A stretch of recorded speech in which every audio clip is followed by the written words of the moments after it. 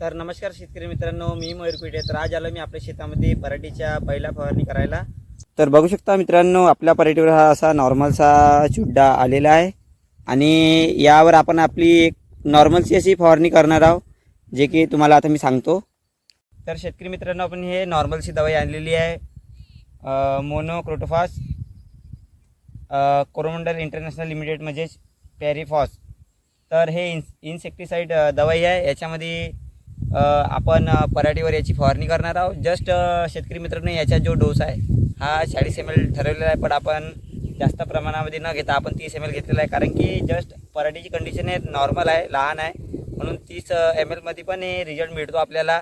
याचं कारण असं की बघा शेतकरी मित्रांनो, सध्या तर सर्व दवाई महाग झालेल्या आहे आणि या नॉर्मलच्या पण दवाईचे रिझल्ट मिळते. त्याचं एकच कारण आहे की आपण जे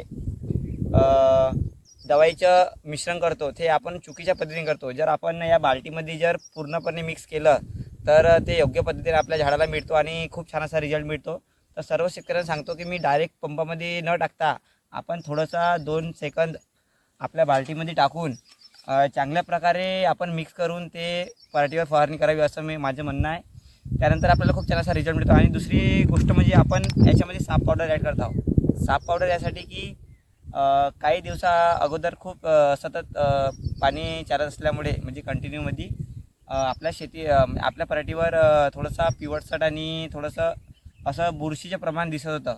तर शेतकरी मित्रांनो, मी याच्यामध्ये साप पावडर ॲड करत आहे. तर बघूया आपण 4-5 दिवसांनी आपल्याला काय रिझल्ट मिळते. तर शेतकरी मित्रांनो, आपल्याला अशा प्रकारे मिश्रण करायचे आहे, त्यानंतर आपल्याला खूप छान असा रिझल्ट मिळतो. जर आपण डायरेक्ट औषध जर पंपामध्ये टाकलं तर त्याचे मिश्रण कमी प्रमाणात होत असते आणि आपल्याला रिझल्ट याच्यामुळे नसता मिळत.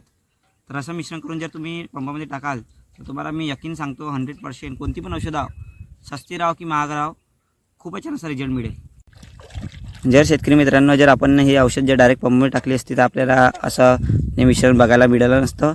म्हणून अशा प्रकारे मिश्रण करून डायरेक्ट पंपामध्ये टाकावं आणि खूप छान असा रिझल्ट मिळून घ्यावा. चला तर शेतकरी मित्रांनो, चालू करूया आपल्या फवारणीला.